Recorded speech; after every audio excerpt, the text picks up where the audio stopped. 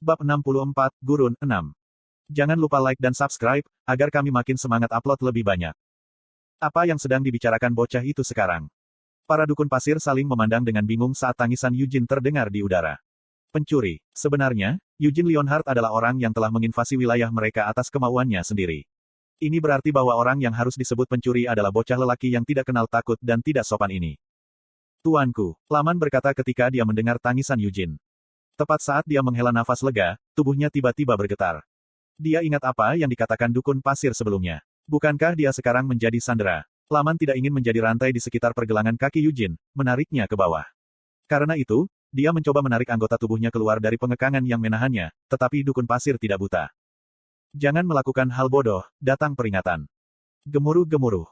Pasir dari tanah benar-benar melilit tubuh Laman. Setelah memperjelas ancaman mereka kepada Laman, para dukun pasir saling bertukar pandang. Apa yang harus kita lakukan? Kita tidak bisa membiarkan dia sampai di sini. Tentu saja, aku tahu itu. Tapi haruskah kita melaporkan ini? Pertanyaan itu diajukan dengan hati-hati, suara pembicara syarat dengan ketakutan yang tak terpadamkan.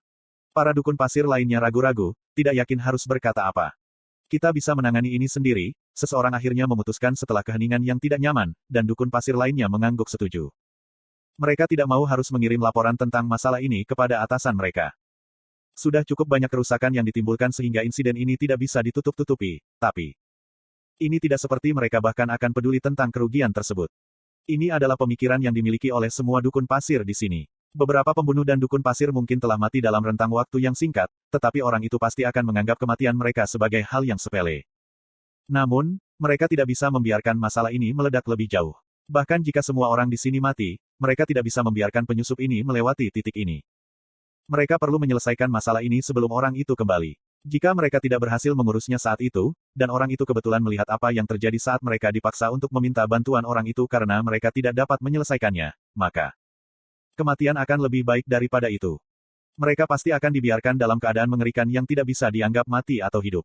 Tak satu pun dari dukun pasir di sini ingin membayangkan diri mereka menderita nasib seperti itu. Ark. Gah. Jeritan ini terdengar datang dari jauh, tetapi mereka secara bertahap semakin dekat. Karena para asasin tidak akan mengeluarkan satu teriakan pun dalam keadaan apapun, sumber dari teriakan serak yang saat ini mencapai mereka pastilah para dukun pasir lainnya. Biarkan aku pergi. Laman meraung saat dia diseret ke depan kerumunan oleh pasir yang menahannya. Laman terengah-engah saat dia mencoba berjuang bebas. Namun, dukun pasir tidak mengindahkan tangisan Laman. Sebaliknya, dengan menggemakan kehendak mereka dengan mana mereka, para dukun pasir menyampaikan perintah mereka kepada para dukun pasir lainnya yang tersebar di seluruh labirin. Pada awalnya, 50 dukun pasir telah ditempatkan di dalam labirin ini. Tapi, meskipun tidak banyak waktu berlalu, lebih dari setengah dukun pasir telah meninggal. Dan bukan untuk pasukan yang disiplin, tetapi lusinan Sen Samans dan Assassins ini telah dibantai oleh seorang pemuda berusia 19 tahun. Dukun pasir yang masih hidup dikumpulkan di satu lokasi ini. Eugene juga menyadari fakta ini. Pada titik tertentu, frekuensi serangan sihir telah berkurang secara drastis. Dan tanda-tanda seseorang mendekat ke arahnya telah memudar ke kejauhan. Sejumlah besar mana menunjukkan aktivitas di depannya, dan Eugene bisa merasakan kehadiran yang familiar di tengahnya. Itu adalah Laman Skullhof. Mengapa kamu diikat di sana ketika aku melakukan yang terbaik untuk membiarkanmu melarikan diri? Eugene berpikir dengan putus asa. Bam! Eugene menendang seorang asasin di tengkorak ini yang telah mencoba serangan mendadak dari bawah kakinya. Meskipun semua dukun pasir telah berkumpul di satu tempat, beberapa pembunuh masih bersembunyi di sana-sini di sepanjang jalan. Ada banyak hal yang ingin aku tanyakan kepada mereka, tapi, gumam Eugene sambil meletakkan tangannya di dalam jubahnya. Sejumlah besar mana berfluktuasi tepat saat Eugene maju selangkah lagi. Pasir di dalam terowongan berputar-putar. Saat jalan Eugene saat ini tertutup, pasir kemudian terulur untuk menelannya. Ini adalah mantra yang dikenal sebagai penjara pasir. Bahkan untuk Egune, akan sulit menggunakan sihirnya untuk membebaskan dirinya dari mantra skala ini. Tetapi apakah dia benar-benar perlu melakukannya? Eugene mengeluarkan sebuah kotak yang telah ditempatkan di jubahnya. Itu berisi pecahan pedang cahaya bulan. Pecahan yang telah digunakan untuk pelatihan mana selama beberapa tahun terakhir sekarang duduk diam di dalam kotak mewahnya. Tanpa ragu-ragu, Eugene melemparkan kotak itu ke depannya. Pasir, yang menggeliat seperti memiliki kehidupan sendiri, menelan seluruh kotak. Bang! Gumam Eugene sambil membuka tudung di jubahnya. Boom! Suara keras yang tidak ada bandingannya dengan suara yang Eugene buat terdengar. Penjara pasir, yang telah dilemparkan oleh lusinan dukun pasir yang bekerja bersama, tidak dapat menahan kekuatan pecahan kecil itu. Meskipun kekuatan mantra telah ditingkatkan dengan menggunakan sejumlah besar mana, kohesi mantra itu lemah. Pasir yang telah dibebaskan dari kontrol mana tersebar dan hancur.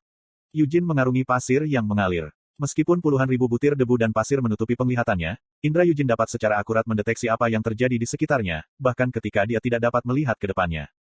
Dari atas dan bawah, para asasin yang telah mendekat bersama dengan pasir meluncurkan serangan mendadak mereka. Pedang lampu mereka dinyalakan dalam sekejap. Tanpa melepaskan sedikit pun niat membunuh, bahkan aliran mana mereka telah ditahan sampai tiba saatnya mereka untuk menyerang. Aku sudah terlalu sering melihat ini, komentar Yujin saat kakinya menyentuh tanah. Bam bam bam. Pasir yang mengalir berubah menjadi penusuk yang menembus Assassins. Fragmen Moonlight Sword telah meruntuhkan mantra dan menyebarkan mana. Selama 2 tahun terakhir, Yujin telah melatih kohesi mana dengan menggunakan fragmen sebagai lawannya.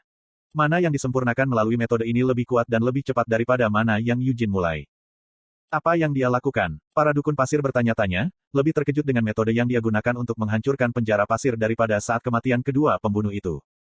Apakah itu dispel? Tidak, itu berbeda. Dispel adalah metode untuk mengganggu secara artifisial mana yang membentuk mantra. Baru saja, Yujin tampaknya tidak ikut campur dengan penjara pasir sama sekali.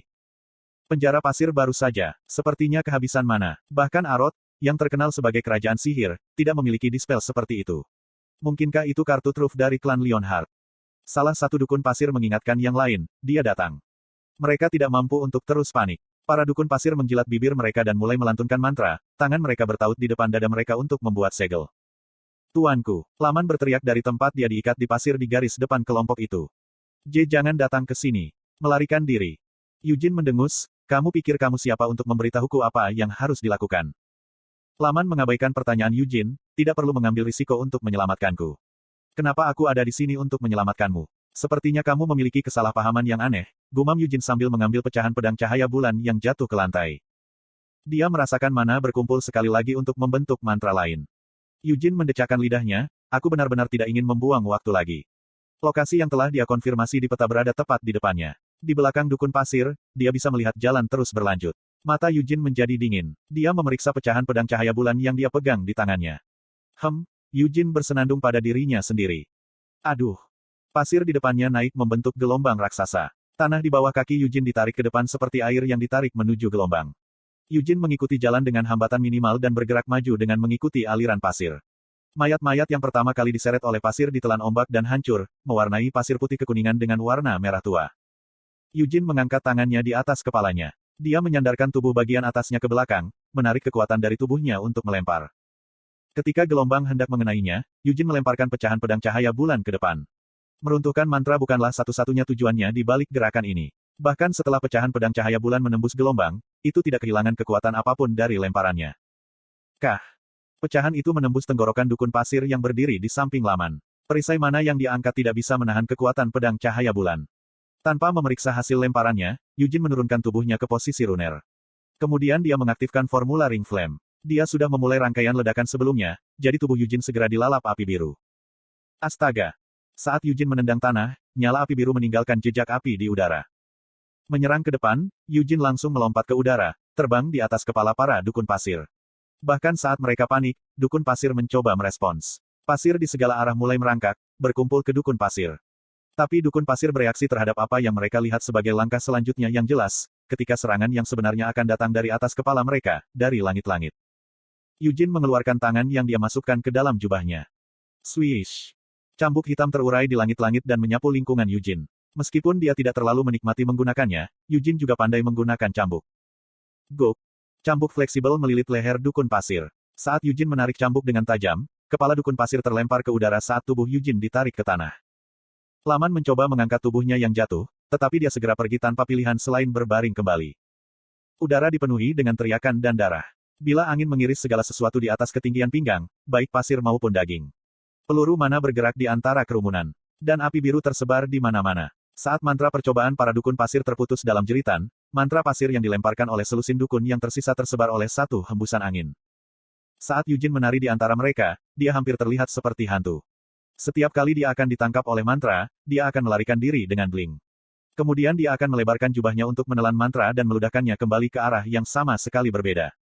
Senjata Yujin terus berubah, dan ketika mereka fokus untuk bertahan melawan senjatanya, Yujin akan menggunakan sihirnya sebagai gantinya, dan dia juga tidak ragu untuk mengayunkan tinju atau kakinya.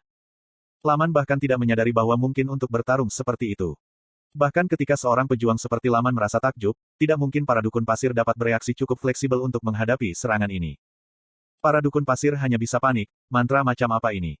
Konten iklan. Eugene bahkan tidak menggunakan mantra apapun. Dia bahkan tidak menggunakan teknik casting apapun, dan proses pembentukan mantranya sangat cepat sehingga bahkan tidak bisa dilihat.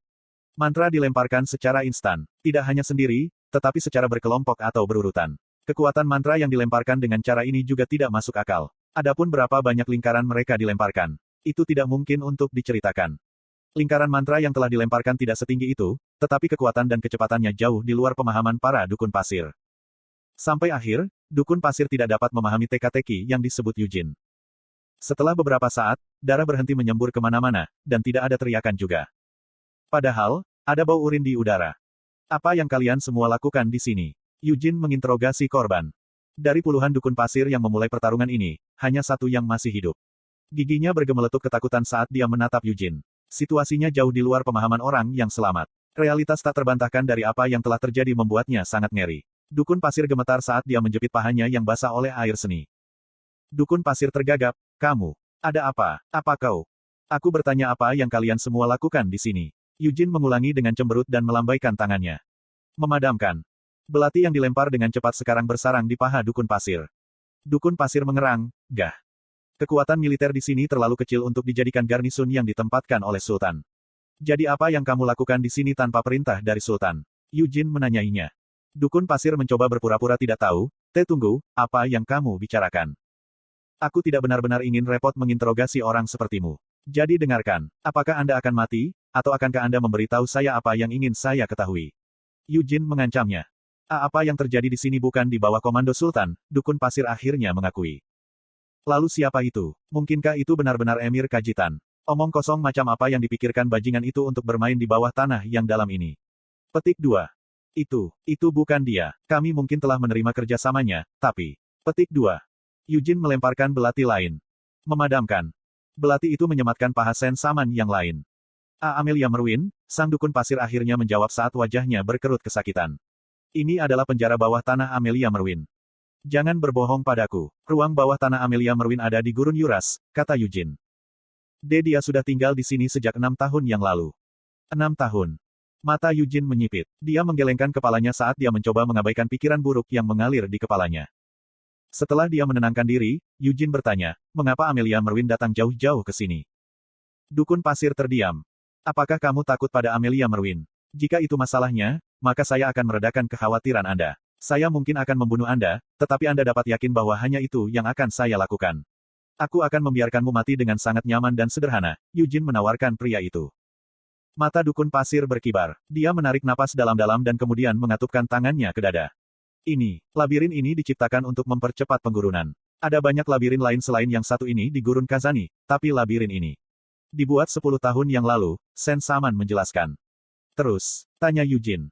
6 tahun yang lalu, labirin itu meluas. Kami percaya bahwa bagian bumi yang tidak stabil telah runtuh, tetapi kemudian sebuah gerbang besar ditemukan jauh di dalam bumi. Gerbang. Iya, kami mencoba membuka gerbangnya sendiri, tapi kami tidak bisa melakukannya dengan cara apapun, jadi kami meminta bantuan Amelia Merwin. Eugene mengangguk ketika dia mengeluarkan belati lain. Melihat ini, dukun pasir merasa lega bukannya takut. Terima kasih. Memadamkan. Belati yang dilempar Eugene menembus kepala dukun pasir. Dukun pasir ambruk ke belakang, mati. Seperti yang Eugene katakan sebelumnya, dia telah memberi Sen Saman kematian tanpa rasa sakit. Itulah yang diinginkan dukun pasir. Sekarang setelah semuanya menjadi seperti ini, kemarahan Amelia Merwin tidak bisa dihindari. Penyihir hitam yang kejam itu tidak hanya membunuh musuhnya, dia memperbudak mereka. Lebih baik mati dengan nyaman daripada hidup sebagai mayat hidup, tidak mati atau hidup, berharap mati selama sisa hidupnya. Eugene bergumam pada dirinya sendiri, tidak heran. Saya pikir pasukan militer yang ditempatkan di sini agak terlalu lemah. Petik 2. Di antara semua penyihir hitam yang telah menandatangani kontrak dengan Raja Iblis Penjara, Amelia Merwin adalah eksistensi yang istimewa. Baik Balzac Lutbet, penguasa menara sihir hitam Arot, dan Pangeran Edmond Kodret dari Helmut, telah menjadi penyihir hitam dengan menandatangani kontrak dengan Raja Iblis. Namun, Amelia Merwin telah membuat dirinya dikenal sebagai penyihir hitam yang kuat bahkan sebelum menandatangani kontrak dengan seorang Demon Folk atau seorang Raja Iblis. Mereka yang melakukannya dapat mengklaim keuntungan besar saat menandatangani kontrak dengan Demon Folk. Tentu saja, Amelia Merwin memang telah menyerahkan kebebasannya kepada Raja Iblis Penjara.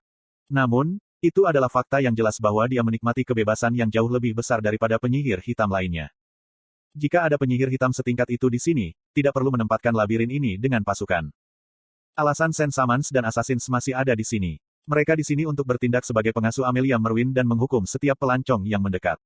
Dari apa yang dikatakan dukun pasir yang sudah mati, penjara bawah tanah, asli, Amelia Merwin masih berada di gurun Asyur. Jadi Amelia Merwin tidak boleh menghabiskan banyak waktu di penjara bawah tanah ini. Tuanku, Laman berbicara dengan suara gemetar. Kita harus pergi dari sini. Jika tempat ini benar-benar milik Amelia Merwin. Penjara bawah tanah, Blackton. Ketika kita sudah sampai sejauh ini, Eugene mendengus dan mulai berjalan maju. Untungnya, Amelia Merwin tidak ada hari ini. Tidak bisakah kita mundur sekarang? Laman memohon. Dan bagaimana jika kita pergi? Apakah Anda benar-benar percaya bahwa Amelia Merwin tidak akan mengejar kita? Dia mungkin akan tetap melakukannya. Meskipun saya tidak mengenalnya, itulah yang akan saya lakukan dalam situasinya. Saya pasti ingin memburu orang yang menyusup ke villa saya dan menyebabkan kekacauan seperti itu, alasan Eugene. Laman tidak bisa memikirkan argumen apapun. Itu berarti kita dibiarkan dengan situasi yang buruk tidak peduli apa yang kita lakukan. Eugene tidak yakin tentang hasil konflik dengan Amelia Merwin. Jika memungkinkan, dia ingin menghindarinya. Namun, sekarang sepertinya tidak bisa dihindari. Jika itu masalahnya, mereka mungkin juga mengkonfirmasi untuk apa mereka ada di sini sebelum mencoba melarikan diri. Atau setidaknya itulah yang Eugene putuskan. Tanpa melihat kembali ke Laman, Eugene berjalan melewati mayat-mayat itu. Ketika Laman mengikutinya, Eugene bertanya, mengapa kamu mengikutiku alih-alih melarikan diri? Kita tidak tahu apa yang mungkin terjadi mulai sekarang, Laman menjelaskan dengan lemah. Eugene dengan tidak sabar bertanya kepadanya, mungkin itu masalahnya, tetapi saya bertanya mengapa Anda tidak melarikan diri. Lord Eugene telah memberi saya rahmat penyelamat nyawanya 2 kali sekarang. Jika Amelia Merwin kembali dan mencoba membunuh Anda, Tuan, maka saya akan memberikan hidup saya untuk membuka jalan bagi Anda, sumpah Laman. Anda, untuk saya. Eugene berbalik untuk melihat kembali ke Laman dengan bingung. Dengan kemampuan apa? Bahkan tanpa kemampuan, aku masih bisa mengulur waktu dengan hidupku, protes Laman. Daripada melakukan sesuatu yang sia-sia, kenapa kamu tidak lari saja? Tidak mungkin aku bisa meninggalkanmu, tuanku, dan pergi sendiri. Apa maksudmu, meninggalkan? Akulah yang menyuruhmu pergi, dengan satu klik lidahnya, Eugene mengangkat tangannya. Kemudian Laman tiba-tiba kehilangan kesadaran. Eugene tidak membutuhkan kematian Laman. Konon, dia juga tidak bisa hanya menyeret Laman bersamanya, jadi Eugene hanya mengejutkannya dan melemparkannya ke sudut.